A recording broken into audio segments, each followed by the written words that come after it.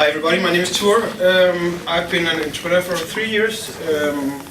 The reason why I became an entrepreneur was actually quite practical. It was in the middle of the financial crisis, and my wife and I had just gotten our first kid, our first and only kid so far, and we were working odd hours and we never really saw each other, so we decided we didn't want to live like this, and we sat down and we made a sort of business plan about what we wanted to do with our life. And we came up with 3 coinciding things that we wanted to do. We wanted to spend more time together as a family. We wanted to meet interesting people in an international environment, and we wanted to become financially independent. And we have achieved 2 out of those. So far so good. Anyways. So we thought, well, what are we going to do? Where are we going to go? Denmark was quite dead at the moment, so I have some family in South America, in Santiago de Chile, so we just packed our bags and we moved to Chile. And initially we started up something, we thought about making some kind of travel agency for the Russian market, because my wife, she's from Russia, so it would make sense. After a while there though, we heard about a state-funded acceleration program that's called Startup Chile. So we applied for that, and we got accepted, and that's basically where the fun began for us, because before we left from Denmark, I had no idea what is a startup. I've never even heard the word. So we spent half a year in Chile. They gave us some seed funding of $40,000 US, and then we had half a year basically to develop our product, and it was a really amazing program, and it allowed us to pretty much make every mistake you can think about, which gave us enough courage to believe in ourselves that now we must have gotten through the worst of it. So now we've gotten out on the other side, and we decided this is actually what we want to do, and it's really an interesting thing to be in a startup. Anyways, after a couple of years, we then later got a bit of incubation and seed funding from a university down in the south of Chile, and then after a few years, we decided to relocate to Denmark again because of school and education and so on for our kid. And I was quite curious about what was going on here in Denmark in the startup scene, because when I left, well, I didn't know anything, nobody knew anything, it was all fairly new, and after spending time in Chile with a lot of, it's basically a program that's directly supervised by Silicon Valley, we thought we learned a lot of things, and there's really a growing momentum for it. So I was really pleasantly surprised to see when I came back to Denmark that the startup scene here is very bubbling, and there's a lot of things happening. It's very immature really, I mean, in Denmark, in Europe in general, but especially in Copenhagen. I don't agree that it's a very good place to be a startup in this sense, because you lack a lot of the initial seed funding for your businesses, the first 10,000, 50,000. But I do agree that it's a bubbling scene, and you will find a lot of passionate people who are really, like you saw Neil earlier on, he has this silicon drink about, and you will find that there's a lot of people around who's actually giving it, paying it forward, as he said. So, and the entrepreneur scene in general, it is quite open source. It's for everybody to come and participate and just be part of. So I think you should bear that in mind when you come. Just come with an open mind, and if you don't know anything, that's completely cool. Nobody knows anything from the beginning. Now this open source, of course, it goes a bit against the traditional Danish culture, where, you know, when Danish, they get together as soon as we're 3, we form a circle and join hands, and we don't talk to anybody else, so we form a for eating, you know. But I feel that it is coming here in the entrepreneur scene. Anyways, what is a startup? I think this is a really valid question, because everybody's talking about startups, and we have Startup Weekend, we have a lot of startup initiatives, but when you actually talk to people, you figure out that nobody really knows what is a startup.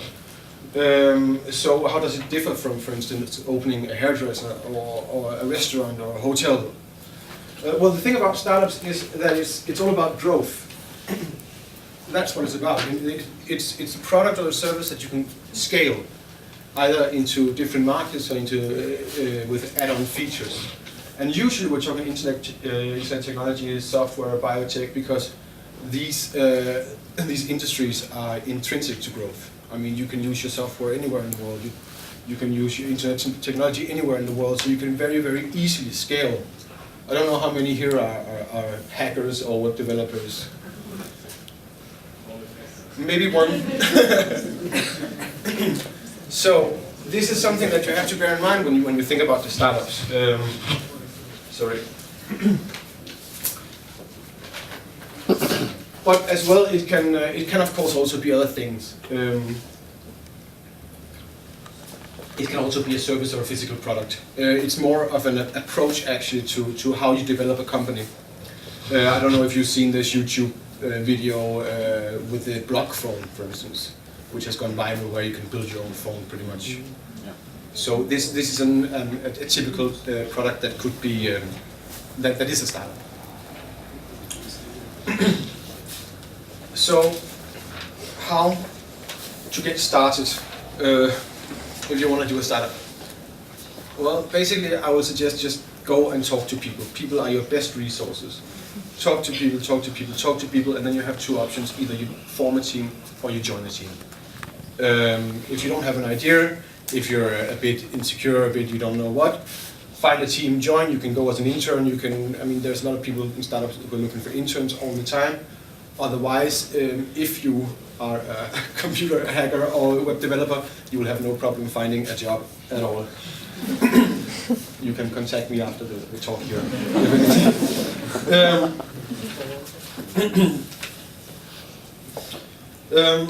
So why is it important to have a team? Why can't you just do a startup on your own?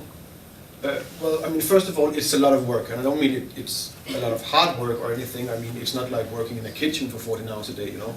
It's pretty comfortable work, but you do need to fill in many different functions. You need to talk to many different people. You need to talk legal, to investors. You need to talk to marketing. You need to talk to outsourcement and so on. And it's very rare that you really find all of these qualities in one person. So the more people, the better, I would say. At least 2 or 3 people. Also, in case later on your product is becoming successful, you need some kind of investment. A lot of investors actually, they look at single founders and they say, we're not really interested. And first of all, is because of all the jobs that you need to undertake.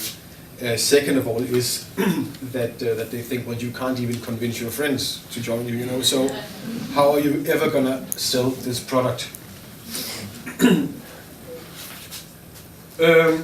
So if you got an idea, you have an amazing idea, what do you do? Where do you go? Well, I mean, first the usual effort, time, money. That's the first question. Can I do this on my own? What do I need to do it? How long will it take? And can I afford it? Basically. That's. I mean, this is, you ask yourself this probably all the tasks you undertake. Talk to people, and your mom and your sister and everybody who cares to listen. Maybe they're not the best judges of your idea, but it will also help you to formulate what it is that you want to do, and to get some potentially valuable feedback. And then I would just like to puncture one myth, is that nobody will steal your idea. It's not going to happen. And if you've got a really good idea, then somebody's already doing it somewhere, you know, so you need to execute it. That's what you need to do. The ideas, if you go to a VC, you go to an acceleration program, they say, well, ideas, they're all very good, but they count for approximately 5% of your finished product. That's how much they think an idea is worth. I'm not sure I completely agree with this, because I'm kind of the person who gets ideas, but there is some truth in it. Once you then come up with something you think, this is awesome, this is really, really cool, this can go global, then what happens is with ideas is that once you get one more, and then you get one more, and then you think, wow, actually this product that I have thought about here, it can end up doing so many things, you know. It can do this, and with just a little bit of tweaking, it can go in this direction and become a value proposition also for these guys, and it can really like take overhand at some point. So what you need to do is, of course, you should keep all these ideas in the backlog, But you should really take your idea and you should scale it down to the very minimum of what is it that you actually do. What is your product? What is your service? Start out with that. See, because if nobody is interested in the core of what you do, they're not going to buy it with sugar and whipped cream on top either, you know. You can change. So the MVP, minimum viable product, is basically this. I don't know if you know this. This is from 2004. This is the Facebook, a Mark Zuckerberg production. Basically, the Facebook is an online directory that connects people through social networks at colleges. We have opened up the Facebook for popular consumption at Harvard University. You can search for people at your school, find out who's in your class, look up your friends' friends, and see a visualization of your social network. That's it. That was his minimal viable product. He found something that worked. He tested it out in one school. It worked, obviously. He went on to, I think he went to another university afterwards. And then, well, we know the rest of the story, basically. Now, if he had come to an investor in the very beginning and said, look, I have this idea, and it's awesome, and you can do anything on it, and it's going to have 1 billion users, and you can play games, and you can record videos, and you can share. People will be like, you know, yeah, okay. So this is how you start. So how do you know if your idea is any good? You don't. I mean, your idea, I'm assuming that if you have an idea that you're going to go forward with, you're going to think that it is a great idea, otherwise it would be pretty stupid. But essentially, you don't know if your idea is any good. So who knows? It's not your mom or your family, it's your customers. Your customers, if they're going to buy it, then your idea is good. Very simple. So, which brings us a bit back to the MVP, because once you have that, you can validate your product, and you can scale. You can take it further. You can take it to different markets. You can add on features and so on. Now, this approach, this is a startup approach. This is not starting a hairdresser. I mean, you know, if you're a good hairdresser, then you open a salon, people will come, pretty much. This one is for innovative or new ideas. This is a startup. Now, you see often when you go around in Copenhagen, you see Venture Cup, you see Copenhagen Language Center, and so forth. They have business plans, competitions, and you have to sit and write 70 pages and all that. Forget about it. It's not going to work. I was doing this from the beginning when we just started, and in the end, I just felt like I was sitting making up something. You don't know. You need to test it and you need to validate it. The better and the faster you validate it, the faster you can fail. Now, why would you want to fail fast? I thought it was pretty stupid when I heard it the first time. I completely didn't understand it. Well, I mean, by failing fast, you have actually successfully validated your idea, or you have disvalidated how it didn't work, and you found out, and it has saved you a lot of trouble, a lot of money, and a lot of time. Talk to people. This, I think I wrote this on all the yeah, here. This is, you need to talk to people. Anybody who will listen. Go to meetups. Go around. Join Facebook groups. So on. Even more. Also, something that's very useful. I don't know. Probably a lot of you already know this. Instead of the business plan, this is a very, very efficient way of visualizing your idea. This is called business model canvas. Google it, you'll find it. Basically, this will help you put up your tasks. This is a list of assumptions that you have. You have your value proposition, and you assume that you have a certain consumer who will use this, who are, for instance, internet users between 15 and 25 or whatever, you know. So you add here your value proposition, here you add internet users, and then you find out the way, how you're going to transport your product to them. Then by transporting it this way, how much is it going to cost, and so on, so on. This is a very, very effective tool, and it's not a stationary business plan. It's a work in progress. These are things that you validate as you go along, and it will keep you on track to what you need to do.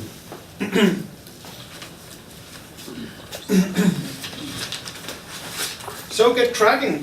This is Steve Blank. I don't know if you know him. 4 Steps to Epiphany, he wrote. This is his way of how to successfully build a startup. Now, he usually deals within internet technologies and software, but it does work for pretty much all new or innovative businesses. And this is all about your customer. This is about being customer-centric. Stop thinking about your product. You should not make the market fit your product, you should make your product fit the market. So, you find out what is it, you have an idea, what is it that your customer wants? Once you find out, you go to customer validation, you see if it's actually true. No, maybe not, maybe, okay, you go back and you start over again. At the same time here you can see the more business-like development on the side. In the beginning, while doing the customer discovery, you do the concept. Simply, what is it? What is your vision of the product? What do you want to do? When you go to customer validation, you go into product development.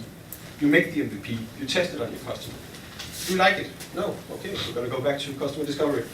And you're going to continue then until you find a fit, a customer validation.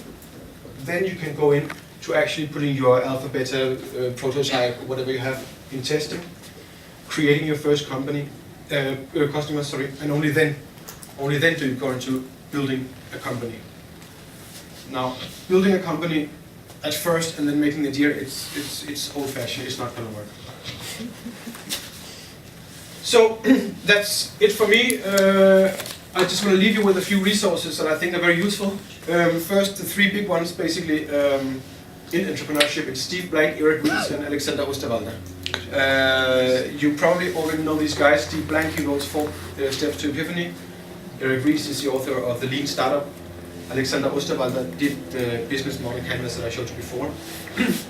Well, I don't know if Alexander Osterwalder, but Steve Blank and Eric Ries, they have really, really good blogs. Like really understandable and out of their own experiences and no bullshit. They just go straight for it. And it's very, very informative. Then you have something like the online magazines, TechCrunch, Wired, Tech Changers, probably you know them. One thing I would really recommend for you to check out if you're thinking about starting a business, and maybe if you have not so much experience or perhaps no money at all, check out F6S. This is an online directory basically of all acceleration programs, all events, startup events, all incubation programs, and so on in the world. It's unique and you can apply through it. There's a lot, when you go on this you can see that there's actually a lot going on in Europe these days. You have cities like Berlin, of course, and London, but even Milan, and you go to Budapest or Sofia, also it's bubbly there. So check it out, and there's always something that you can apply for. I would just like to add here that one of the things that everybody's looking for when you apply for this is not, again, it's not your idea, it's your team. So get the right team together, try something out, fail a couple of times. It only helps. Then you have Angel List, you have Amino, which is Danish, also quite okay, and you have something like Øresund Startups, Trends Online, which will give you a more overview of what goes on in the Øresund region. Then for people, I would recommend that you go to CSE, Copenhagen School of Entrepreneurship, open Wednesday Wednesday. Talk to people. It's a good place to just talk to people. Maybe they won't offer you places or anything, but just network there. Then something that's super useful, meetup.com. Find meetup groups in Copenhagen. Do it. I can recommend Niels. It's very low-fi and just for a few beers and so, but you will talk to experienced people. And I have my own meetup group. It's my partner actually who's running it. I'm just turning the letters when that's needed. Brainstorm Collective. Basically, if you have an idea and you don't know where to go with it, you can go there. And we'll sit and talk about it. We'll put it in the Canvas business model. We'll give you like some feedback on what you can do and where you should go. It's very, very helpful, and it's quite unique of Copenhagen. Google startup groups on Facebook, and if you can't help it, go to Erhvervscenter and Væksthuset. You can get some very specific advice and some stuff there. So that's it for me. Thank you very much. Good luck.